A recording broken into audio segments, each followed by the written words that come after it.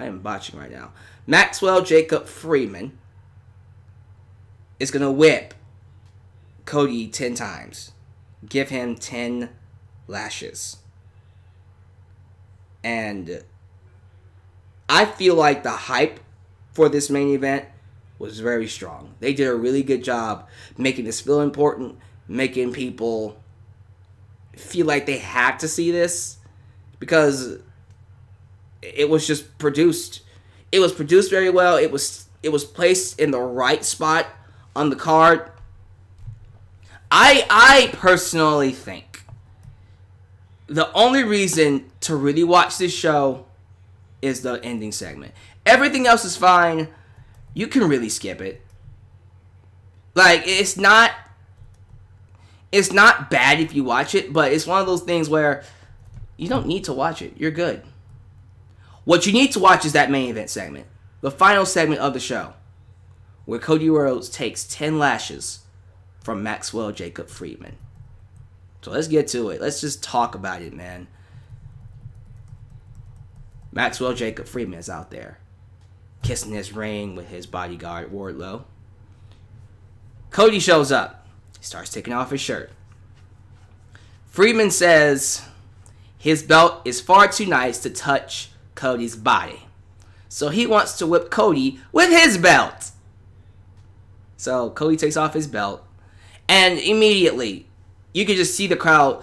Oh God, oh God! Look into the audience, just like, oh my God, what are we gonna do? What are we gonna do? Oh my God, he's gonna hit. You know, they're getting anxious, and I love how Cody got scared by Maxwell just smacking the belt. You know how you do that little smack sound with the belt?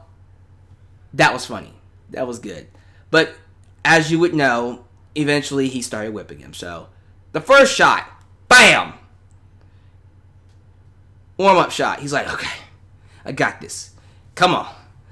And then that next shot, boom! And that smack on the second shot was a bitch. I heard that. Now we're getting into it.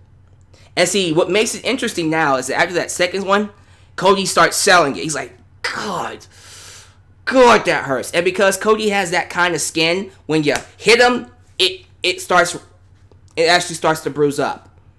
So now we really start getting some lashes.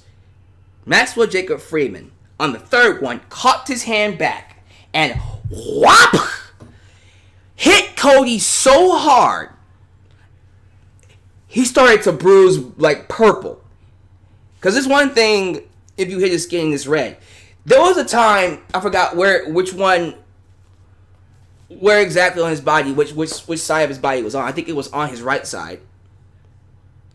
Well, this is my left side, so on his right side. You look in his back, it's purple. It's bruised up purple. And Cody is on the ground and he is in pain. So now people start coming out. We see the heels come out first. Britt Baker, some people from the Inner Circle. I'm trying to remember who else came out. The Butcher, Blade, and the Bunny. All the bad guys come out, except for Chris Jericho. And then we see Arn Anderson come out. And then Dustin Rhodes comes out. And then the Young Bucks come out. Now everyone's saying, dude, it's really not worth it. You're taking all this punishment. For one match. A match. You just want a match, dude. It's not going to get you your championship match back. You're still not going to ever be able to fight for the title. You're taking all this punishment and this embarrassment for a match. And he's like, I don't give a damn. I want it. I want that son of a bitch at AEW Revolution. Ladies and gentlemen, this is what wrestling is all about. You have a babyface who's out for revenge to kick the ass of a son of a bitch who betrayed him, who is an evil prick, who loves the misery of others, who relishes in the misery of others. And he's just whop, whop, whop, hitting Cody. And each time he hits him, he verbally abuses him afterwards. You can't touch me, Cody. Stay down. Stay down. By the fifth one, Cody's now crying. He is welling up. He's crying. Because it hurts so bad.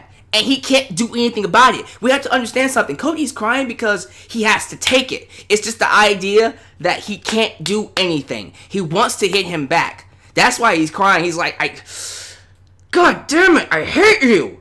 I hate you so much because I can't touch you. If I touch you, I can't have the match. And I have to sit here and take this embarrassment, this humiliation, and this pain. So we start to see that. And now we're getting into the high numbers. Once he gets in that 6th time, MJF is just yelling at him, stay down, stay down, stay down. You suck, Cody. Stay down, bitch. Stay down. And then he says, oh, you don't want to stay down? Okay. He then gives the belt to Wardlow. Oh my God. So being whooped by MJF is one thing. But getting whooped by Wardlow? No thank you. That is like, just, hey, give me my punishment. He got that belt. Wardlow cocked his arm back. And I swear, when he hit Cody, it sounded like a thud. Cody just falls to the ground. He's on the ground now. Tries to get up, he can't move. And by the way, one of the things that get on my nerve, one of the things that does get on my nerve when it comes to my nerves, when it comes to WWE, is like during this time, usually they would just be silent. They would just be quiet. The commentators were so good here. They were like, man, like, it's really not worth it. This whole thing just to get revenge on MJF is not worth it. It really, really isn't. And they're right. Like, from a human perspective, MJF is not worth this. He's really not. This match is not worth it. Dude, you don't have to go through this. But you kinda can't blame Cody. You can't blame him because he no longer can be a world champ. He can't be a world champion because of this son of a bitch. And now you're telling me, not only can I not take my anger out on him, but if I do, I will never be able to fight him. One. And for me to fight him, I have to let him embarrass me. And then after he embarrasses me, I have to have a freaking steel cage match before I get to him at Revolution. Like, it's a lot, but it worked. This is when the magic starts happening in wrestling. So when by the ninth whipping, Cody's down. Out comes Brandy Rhodes. Yeah, Brandy Rhodes comes out. She has dropped the gimmick. She is no longer Nightmare Collective Brandy. They dropped it. It's done. No, for real, they dropped it. If you watch AEW Dark, Karma is no longer in the Nightmare Collective. She got attacked and they kicked her out. So that's done. The stable's done. They just canceled it. It's just done. Brandy's back to being the wife of Cody Rhodes. Okay. So, yeah, that happened. She's just back to being the wife of Cody Rhodes. I'm not complaining about it, because it sucked. I'm sorry, it did. Nightmare Collective was not good. So I'm happy we're just cutting it. They just said, you know what, this is stupid. Cut. Brandy's back to being valet/wife to Cody Rhodes. She comes out, she tells him, one more. Just one more. Just one more. Just one more. Come on, just one more. Just one more hit. And then he's feeding off of it. And then he's shaking. He's shaking the ropes. Ultimate Warrior Star. Just the Warrior! And then he gets up. MJF is pissed. You son of a bitch. And then he hits him in the front, in his chest. Cody falls down. And then I love that the camera zoomed in on MJF. And he's just like, God damn it. Fuck. Like, he's angry because he's like, God damn it. You weren't supposed to last this long. He was hoping that Cody would give up. He didn't.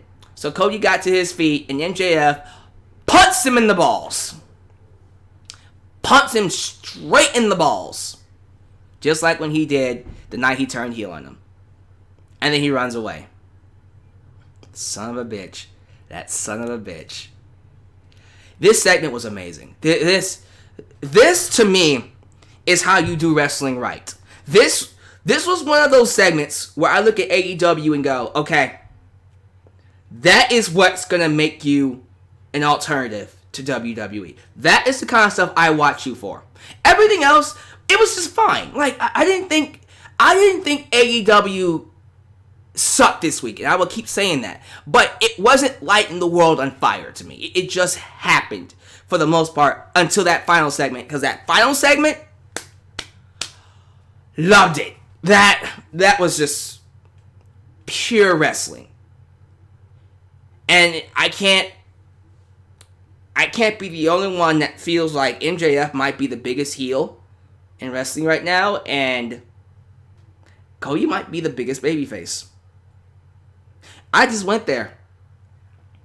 I think Cody might, in fact, be the biggest babyface in wrestling right now. Some of y'all just said, what about Daniel Bryan? What about Drew McIntyre? In terms of a pure, well-booked babyface, like the one that gets natural reactions, yeah, Bryan is up there, but right now it's Cody. I think Cody is the top face, and I think MJF is the best heel. That's undisputed. I think most of you all agree that he's the best heel. So I can't wait for this match. I can't wait for it, because MJF must be stopped. Now, I think that's it for AEW. Let me kind of go back through it real quick to be sure I got everything. I think I got everything for the most part. The one things that mattered. Alright. So let's talk about the show that I really wanted to talk about. You guys can tell I wasn't really, trying to spend too much time on AEW, although I did. I want to talk about NXT now.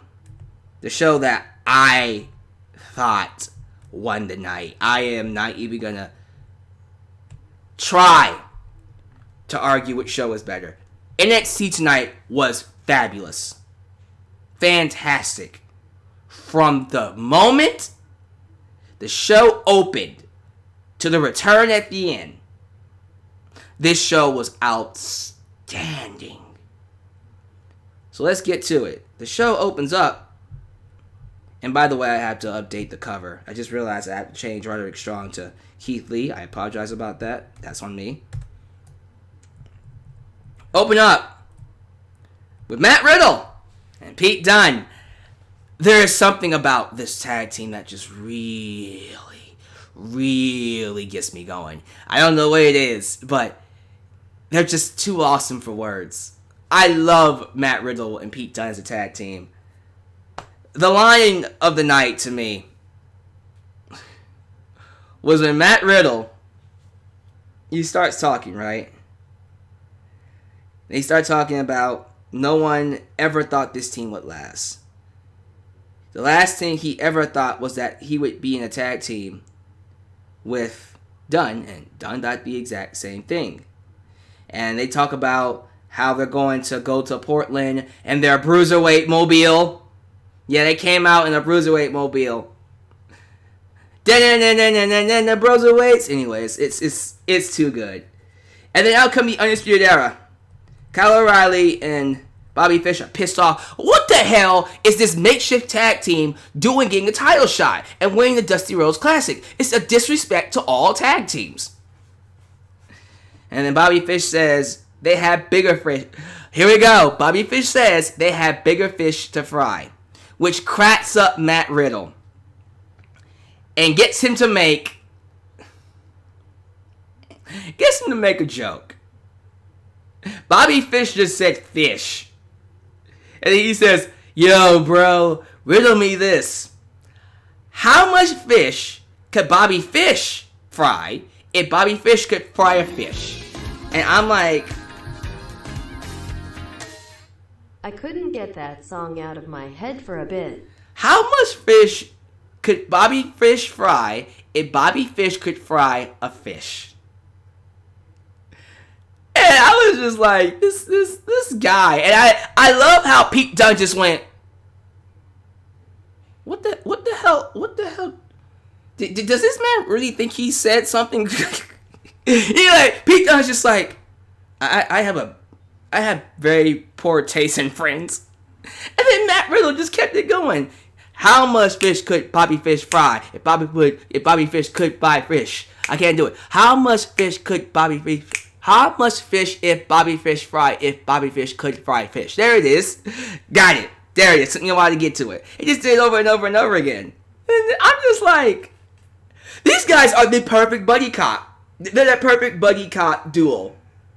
It just really works. It's so awesome. I did not think it would be this good. Like when they first came out with this stable name, I was like, you know what? This is good. This is a nice, fun tag team for the Dusty Rhodes Classic. It's turning into something much bigger than that. These two can carry a movie by themselves. The serious Pete Dunne, who just is great at his job, and the fun-loving Matt Riddle.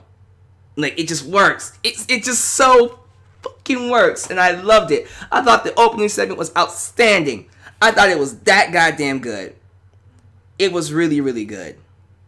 So, go watch it. Please go watch it. It was definitely worth the time. And just worth every single second they were inside that ring. It was really, really good.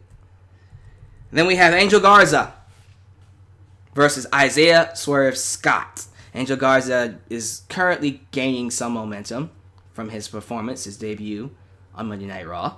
Now he's going to be working NXT and Raw for the time being. He will be working both shows. They even said he will be on Raw and NXT for the time being until Andrade comes back, which is going to be great for NXT and him. That's great. This was an excellent match. This was an excellent Cruiserweight exhibition.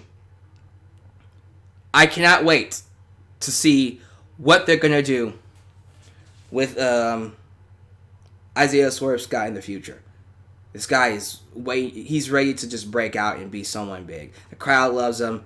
You could just tell there's something about him that no one else has. He has that it factor. So let's Angel Garza. Now, Angel Garza, I gotta point it out again, just like it happened last night. Angel Garza went for the pants rip, and he botched the pants rip again. He botched it again. Like, dude, why are you botching your pants rips? What is going on? You used to just rip, nail it. What the hell's going on? But they used it. They played into it in this match. That was nice. But it comes down to Angel Garza hitting the wing clipper and pinning Isaiah Swerve Scott. And then afterwards, getting on the microphone and saying, hey, I'm awesome. I was on Raw. I took out my cousin. I took out Ray. And I want another shot at the Cruiserweight title. Deal with it. He's awesome. He's got it all. Angel Garza is... If he's not the choice to be the next Eddie Guerrero, I doubt they'll ever find him. This guy is so awesome and deserves all the credit in the world. We get some highlight package videos from Mercedes Martinez. We see Sergeant Slaughter ringside. And then we get Dominik Dijakovic taking on Killian Dane. This match was made apparently in the Performance Center.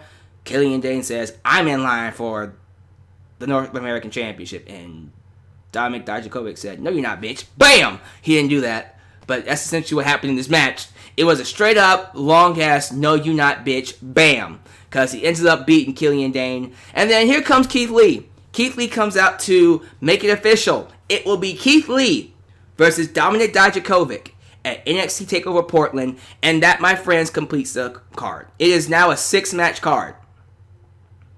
And this might be, like thinking about it for real, this might be one of the most stacked NXT TakeOver shows I've seen since New Orleans.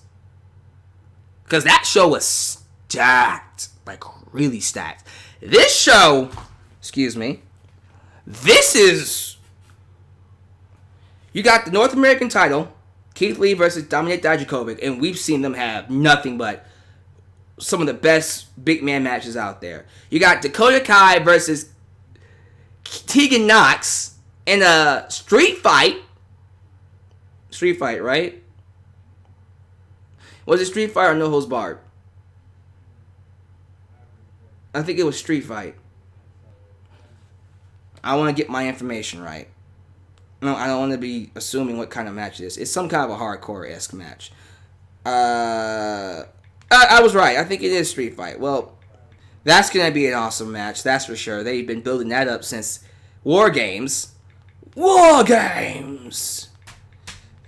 But I just want to be sure I got the name of the match right. This show put my hype for TakeOver Portland through the roof. 6 matches and a mini concert. I can't wait to go to Portland next Sunday. I hope you enjoy it, man. Lucky bastard. Yeah, it's a street fight. I was right. Then you got Rhea Ripley versus Bianca Belair. We'll talk about that in just a second. That was hyped a lot, too. You got the Broserweights versus the Undisputed Era. You got Johnny Gargano versus Finn Balor. We'll talk about that in a second. And then you got Tommaso Ciampa versus Adam Cole. Baby. This might end up being one of the best. It's going to be one of the best shows this year, but this might end up being one of the best takeovers, period. Because it's not a lot. It doesn't happen a lot of times where NXT TakeOver has a stacked card before it happens. Sometimes you'll get a good card that ends up being an amazing show. I don't ever recall, except for NXT TakeOver New Orleans, where you went in with a stacked show. Like, oh, this is going to be fucking a hype. This is one of the only few times I can remember where, like, every single goddamn match, I'm like, let's go. Let's go. Man, this is going to be a great show. I can't wait to talk about that next week. Because it's next Sunday. So, yeah. We see Undisputed Era backstage, basically running through the entire locker room, looking for Ciampa. They shaved the poor kid's head off. They attacked Kushida and Bronson Reed and others who got in their way. And then we go to an interview with Johnny Gargano and Finn Balor, who are both elsewhere. They're in separate parts of the arena. Finn says he's been waiting for years for this match. He's been waiting since he moved up to prove that Johnny Gargano is not on his level. He is nowhere close to being as good as the Prince. Gargano says, here's the thing, he doesn't want to be the Prince. He's not the next Finn Balor. He's the only Johnny Gargano, the only Johnny wrestling.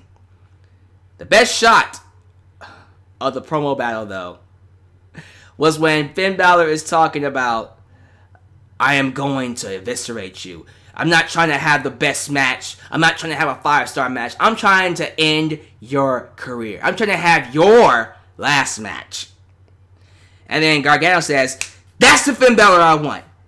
That's the Finn Balor I need to beat. He wants the NXT Finn Balor, not the guy who lost to Bobby Lashley for 17 straight.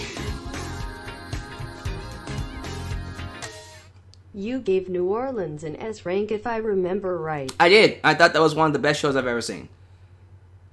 But he basically told Finn Balor, I don't want to fight the Finn Balor from Raw and SmackDown. The same Finn Balor who lost to Bobby Lashley 17 weeks in a row. Straight. I remember hearing that line and just dying laughing. Like, God damn! Johnny got some bars! He got some fat bars on Finn Balor. I was like, that's a KO punch. Like, we should have just ended the promo there. It was over. There was nothing Finn Balor could have said to come back from that. God damn. But he did. Actually, Finn Balor was able to come back with a nice line. Finn Balor says that guy on WWE Raw and SmackDown, he's dead. That Finn Balor is dead. But Gargano says, good. Because he's going to take the NXT flag. He's flown, the same flag Balor used to wave. And he's going to drive it straight through Finn Balor's heart. And then Finn Balor ends it with an amazing line by saying, that's where you're mistaken, Johnny. I have no heart.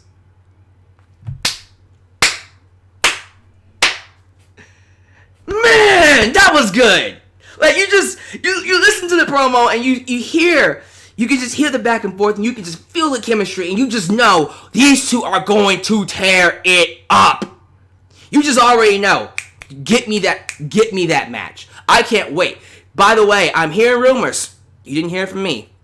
I'm hearing rumors that Finn Balor is actually going to have body paint. That's not something I'm going to just sweep under the rug. He's going to have body paint. I can't wait for it. I can't wait for it. Man, it's going to be a hell of a match. Get me there tonight. Today, tomorrow. Get me there yesterday. I love how Ultra Shout 97 says Portland has the potential to top New Orleans from 2018. You might be right. You might be right, buddy. Casey Catanzaro takes on the 19-year veteran Mercedes Martinez, who beat her ass like she stole something. Now, I do like that Casey got a chance to shine. She looked good in the 5 seconds of offense she did on Mercedes, but Mercedes ends up basically having a highlight match and whipping her ass with a it was a cradled fisherman's buster. So it was like basically Samoa Joe's his buster. Samoa Joe's he doesn't use it anymore. But yeah, it's basically the muscle buster. But it felt like a fisherman's buster. The way she cradled her and locked her hands and then fell back, it looked devastating. Beat her ass too. But Mercedes Martinez got a victory. And that's where we get to Jordan Devlin taking on Tyler Breeze. So, it has come to my attention that Shawn Michaels has heavily endorsed Jordan Devlin. He says Jordan Devlin shows a lot of promise and is a hot prospect for the future. So, we should really just talk about Jordan Devlin for a minute. I remember him from the UK tournament. When was that? Like 2 years ago? I wasn't impressed. I'm watching this guy wrestle and I'm going, he's alright.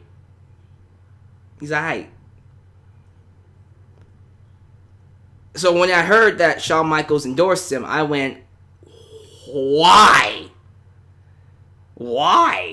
Like I don't get it. Like I get the whole idea of he has a lot of heat. He's a good heel. He has people hating him.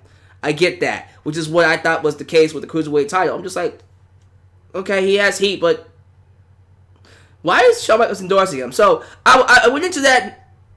This match, with that in my head. Like, what is it about this guy that has Shawn Michaels endorsing him? And then I saw him wrestle, and instantly I went, oh, he's gotten better. He's gotten so much better since I watched him in the UK tournament. He's pretty good. And I saw it. That's where I went, okay, I can see where the appeal is coming from. But I don't know about him being HBK certified yet. Certified freshly squeezed. Anyways, but I saw it. I thought he had a great match with Tyler Breeze. That match was great. They tore each other up, and he retained. So I didn't really hate what he did. I was just kind of figuring out HBK endorsement. Those don't just happen. I'm just saying. I think after that we saw Undisputed Era get attacked by Tommaso Ciampa backstage. Ciampa brings him outside to the ring. They start beating on Ciampa and then outrun Matt Riddle and Pete Dunne, the Bruiserweights. And then they start pandemonium, goes wild, and then we announce that later on tonight we're going to have a 6-man tag. That's the main event.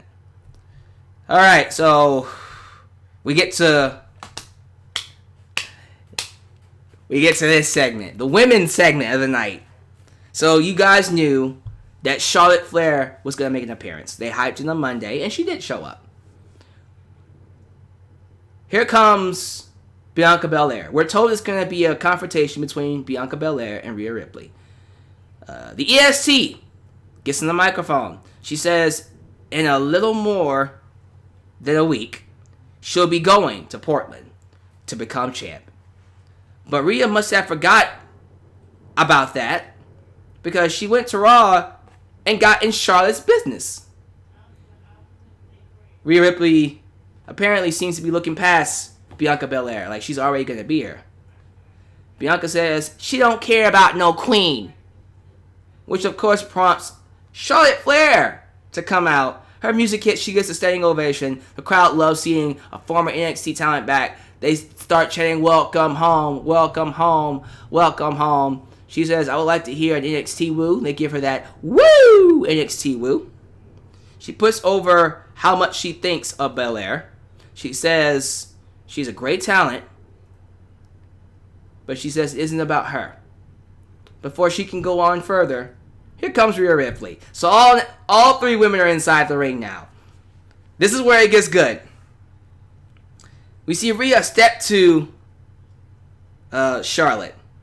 And then we see Bianca step in the middle of them and go, y'all not going to ignore me. And then Charlotte takes her hand, puts it in Bianca's face and pushes her out to the side. Man, Bianca was just like, I know this bitch did not. I know this bitch did. I know. That was my girl, man. It's like, that's what I'm talking about. Like, taking off her earrings. And I was laughing when she was doing that. I was like, y'all about to get her to take her earrings off and whoop y'all asses with that braid. She had me rolling, man. Anyways, Charlotte.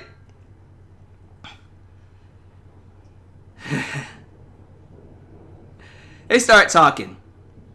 They start talking about how at WrestleMania it's gonna be Rhea and Charlotte, but we haven't forgotten about Bianca Belair. We haven't. You know, we are here to find out who the true champion is, but it's clear that you need to find out, Charlotte. And then Bianca, she's like, hold up. She interrupts. She said, excuse me. Excuse me. You don't even go here. I like this. You up here standing right here. You don't even go here. I'm on the floor now. Now I'm on the floor. Like this is the kind of speech I'm used to. Like, come on. Like the kind of person I am. Like if I'm watching Friday or I'm watching you name any cultural film, that's the proper term for it. That's the kind of personality you would get. It took me back, man, and I loved it. And Bianca said, listen, y'all think y'all gonna get past me, but realize this, the EST is gonna win that championship, and then Charlotte's gonna be me and you. And then Charlotte laughs and takes a second, and then says, the conversation is for champions. So I'm gonna need you to stand over there and fix your braid. Bianca was like, I know! She starts flipping out like, I will bitch slap this hoe. Like, I was dying watching her do her thing, man. And then, of course, Rhea Ripley's like, hey, don't talk to her like that. Okay, you're not going to come here and disrespect us. We have issues, but understand this. We are NXT, and they both, Bianca and Rhea Ripley, beat Charlotte's ass, lay her out, and then they have a stare-off. Fantastic segment. Just all around awesome. Bianca was the highlight for me. I'm still certain, I'm very positive she's not going to beat Rhea. But the moment she touches the main roster, put the championship on her. Because you know she's moving up. I swear to God. I love Bayley. I love what they are doing with her as a heel. After she beats Sasha at WrestleMania, put the belt on Bianca, please. Give her that belt. I'm ready for the EST to be on top. I'm ready for the EST. I'm ready. Are you ready for the EST? All right. No, I'm feeling it, man. I'm feeling it, and I want to see her do her thing. We're reminded that Poppy will be at NXT TakeOver to perform live. That's cute. Main event was a 6-man tag match that ended in a DQ. Match was crazy though, but it ended in DQ with Roderick Strong coming out to help his boys 4-on-3. And then throughout the night we got this code, this mystery glitch that said 2-5-20. And then later on, before the show went off the air, we saw Tommaso Ciampa get his back sprayed with yellow as an X on his around his neck area, like they were trying to end his career, and they were going to hurt him. And then the lights go out, and 2-5-20 appears on the screen, and then it forms circles, circle, circle, circle. As soon as I saw that, I was like, no. Lights go on, it's purple.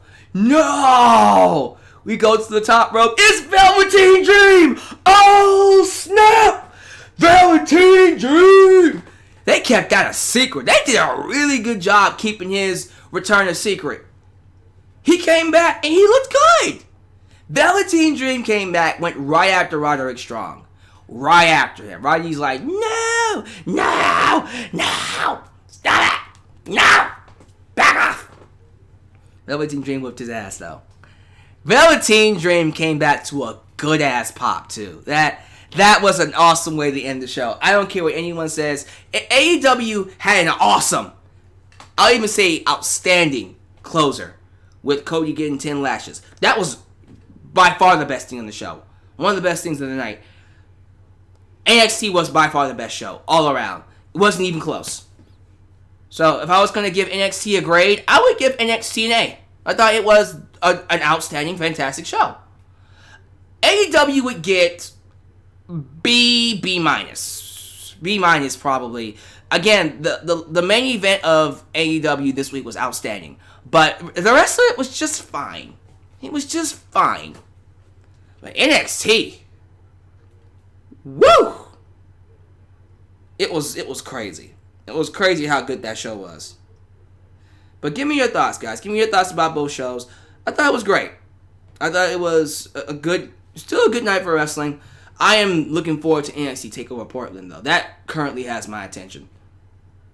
No, for real, that has my attention. I don't really see myself getting invested into anything else for the next week or so. I can't wait for next Sunday. That show is going to be fabulous. So thank you for watching. Thank you for making me a part of your day. Like the video. Leave a comment down below. What was your favorite part of the night? Those of you in the live chat, comment in the sections. Comment in the sections. Leave a comment in the sections. Comment in the sections. What was your favorite part of both shows? Was it the return of Velveteen Dream? Was it Finn Balor and Johnny Gargano's promo? Was it Charlotte showing up?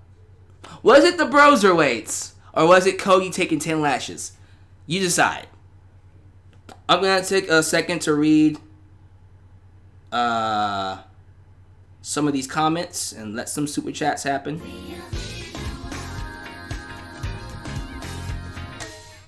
You've got to talk about the Dreams tights. Oh, thank you for, holy crap. I almost forgot about the tights. Thank you for reminding me.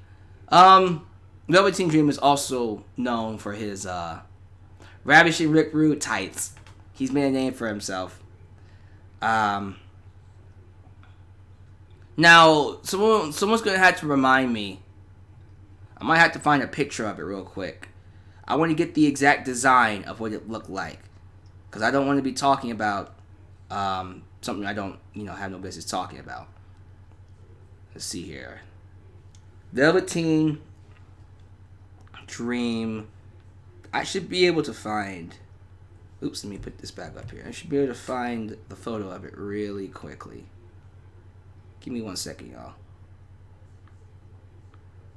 Velveteen Dream tights. Let's see here. Okay, here we go. I believe that was Roderick's family, right? And it says, "Call me up, Marina."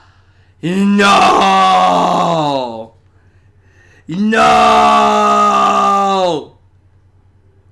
I didn't read that part. No! I didn't think he would go there. He went there. Yeah, he went there. God, that's messed up. Velveteen Dream taking a shot at his wife.